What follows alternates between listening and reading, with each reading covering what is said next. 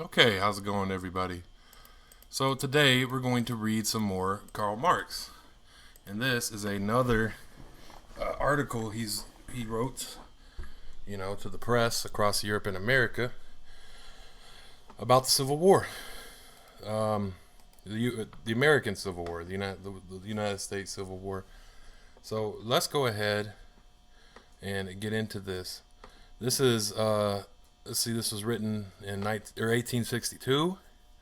This is the English press in the fall of New Orleans. So, kind of a crucial part of the Civil War. Let's go ahead and get into it. On the arrival of the first rumors of the fall of New Orleans, the Times, the Herald, the Standard, the Morning Post, the Daily Telegraph, and other English quote-unquote sympathizers with the Southern slave drivers proved strategically, tactically, philologically. So Marx, let me be clear of what he says here.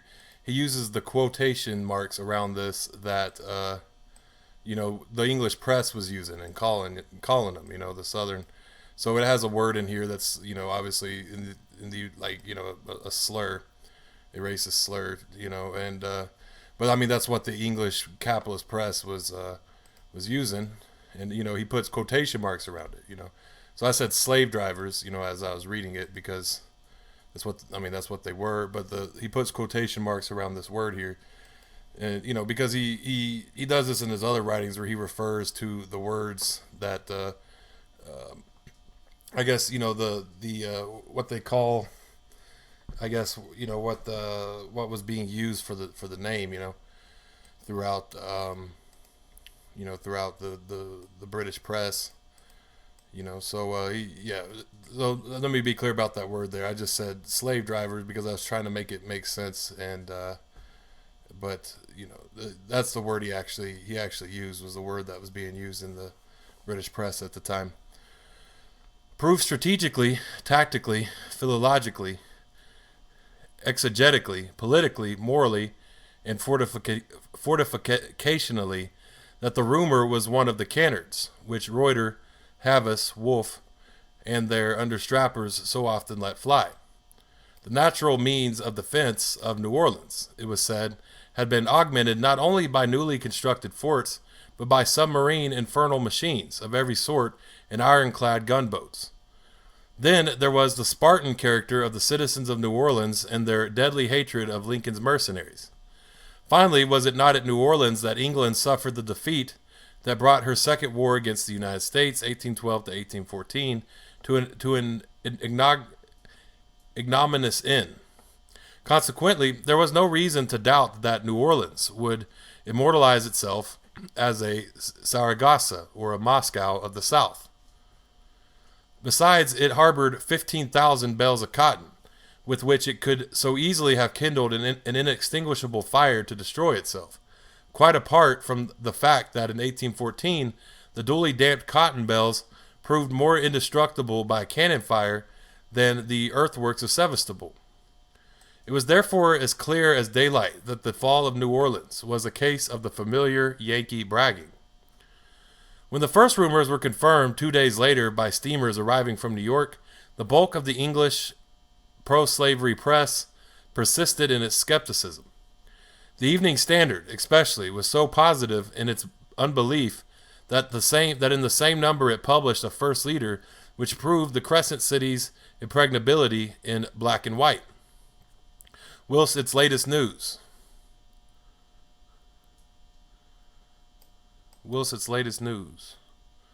seems to be a quotation mark. An end quote. Okay, maybe they just put this end quote here randomly, or maybe it's a mistype. In its latest news, announced the impregnable city's fall in the large type. The Times, however, which has always held discretion for the better part of valor, veered round. It still doubted, but at the same time it made ready for every eventuality, since New Orleans was a city of, quote, rowdies, and not of heroes.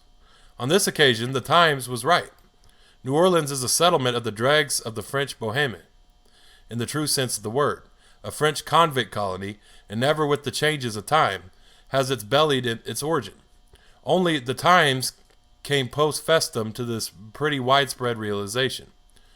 Finally, however, the fait accompli struck even the blindest Thomas. What was to be done? The English pro-slavery press now proves that the fall of New Orleans means a gain for the Confederates and a defeat for the Federals. The fall of New Orleans allowed General Lovell to reinforce Beauregard's army with his troops.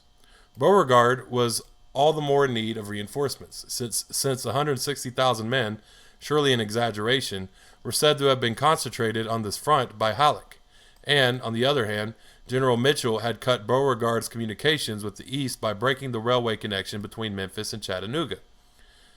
That is, with Richmond, Charleston, and Savannah.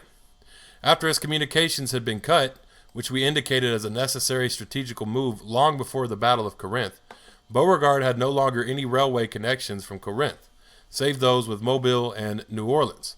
After New Orleans had fallen, and he was only left with a single railway to Mobile to rely on, he naturally could no longer procure the necessary provisions for his troops. He therefore fell back on Tupelo, and, in the estimation of the English pro-slavery press, his provisioning capacity has, of course, been increased by the entry of Lovell's troops.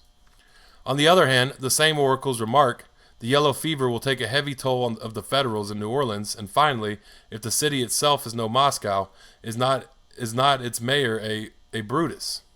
Only read, cf. New York, his melodramatically valorous epistle to Commodore Farragut, quote, "Brave words, sir, brave words," end quote. But hard words break no bones. The press organs of the Southern slaveholders, however, do not construe the fall of New Orleans so optimistically as their English comforters. This will be seen from the following extracts. The Richmond Dispatch says, quote, "What has become of the ironclad gunboats, the Mississippi and the Louisiana, from which we expected the salvation of the Crescent City? In respect of their effect on the foe, these ships might just as well have been ships of glass. It is useless to deny that the fall of New Orleans is a heavy blow. The Confederate government is thereby cut off from West Louisiana, Texas, Missouri, and Arkansas." The Norfolk Day Book observes, quote, "This is the most serious reverse since the beginning of the war. It augurs privations and want for all classes of society, and what is worse, it threatens our army supplies." The Atlantic Intelligencer laments, quote, "We expected that the outcome would be different. The approach of the enemy was no surprise attack. It has long been foreseen, and we had been promised that, should he even pass by Fort Jackson, fearful artillery, contrivances would force him to withdraw or ensure his annihilation. In all this, we have deceived ourselves, as on every occasion when the defenses were supposed to guarantee the safety of a place or town. It appears that modern inventions have destroyed the defensive capacity of fortification. Ironclad gunboats destroy them all or sail past them unceremoniously. Memphis, we fear, will share the fate of New Orleans. Would it not be folly to deceive ourselves with hope?" End quote. Finally, the Petersburg Express, quote, "The capture of New Orleans by the Federals is the most extraordinary and fateful event of the whole year," end quote. Okay, yeah. So what an important time of the Civil War that our good friend Karl Marx has talked to us about here. I'm very glad that reading Marx's Civil Wars letters have, given me a lot further of an understanding of the Civil War than anybody in the U.S. has provided, or given in education or anything. I mean, you'd have to take a college class at least to understand the amount of stuff you get just by reading Marx's Civil War articles. I recommend if you live in the United States or anywhere, but if you live in the United States, you need to understand the political conditions of where you live, which is based on the historical conditions, and that's the politically historical conditions of where you live, because that's what you're struggling. That's the struggle against your bourgeoisie, against your capitalist class.